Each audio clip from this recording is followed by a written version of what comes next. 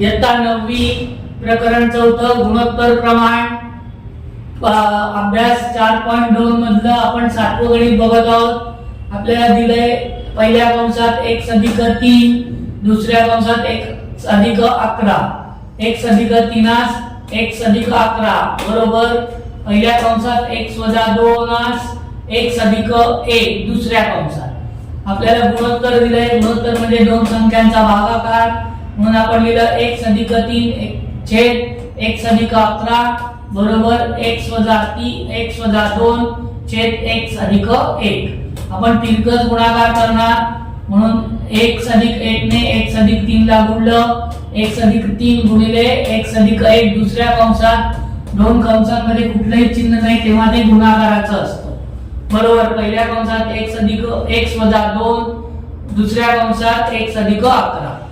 आता x ने आपण x अधिक 1 ला आणि अधिक 3 ने x अधिक 1 ला गुणणार, म्हणून x कंसात x अधिक 1 अधिक 3 कंसात x अधिक 1 बरोबर।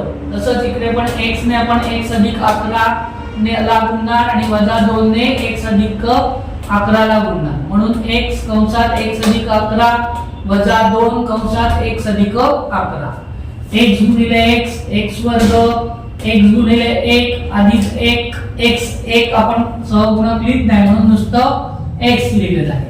आता 3 ने गुणणार, 3 गुणिले 1 अधिक 3x 3 1 3 अधिक 3 बरोबर x गुणिले x x वर्ग x अधिक गुणिले 11 11x अधिक 11x वजा आणि अधिकचा गुणाकार वजा येतो, अधिक वजाचा गुणाकार वजा येतो, वजा 2x अधिक वजाचा गुणाकार वजा येणार, 11 दुणे 22 वजा 22।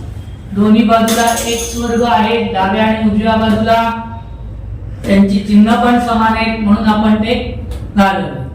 3x अधिक x 4x अधिक 3 बरोबर 11x मधनं 2x गेले, उरले 9x वजा 22। 22 जे आहेत ते उजव्या बाजूकडून आपण डाव्या बाजूकडे आणणार तेव्हा चिन्ह बदलून अधिक होणार, वजाचं अधिक होणार आणि वजा अधिक 4x आहे ते आपण जेव्हा उजव्या बाजूला घेऊन जाणार तेव्हा त्याचे वजा 4x होणार, म्हणून 3x अधिक 22x बरोबर 9x वजा 4x। 22 अधिक 3 25 बरोबर अधिक वजा वजा 9 मधनं 4 गेले उरले 5 5x। 5 उजव्या बाजूला आल्यानंतर डाव्या बाजूला आल्यानंतर भागिले होणार 25/5 बरोबर x। 5 1 5 5 5 25 म्हणून x बरोबर 5।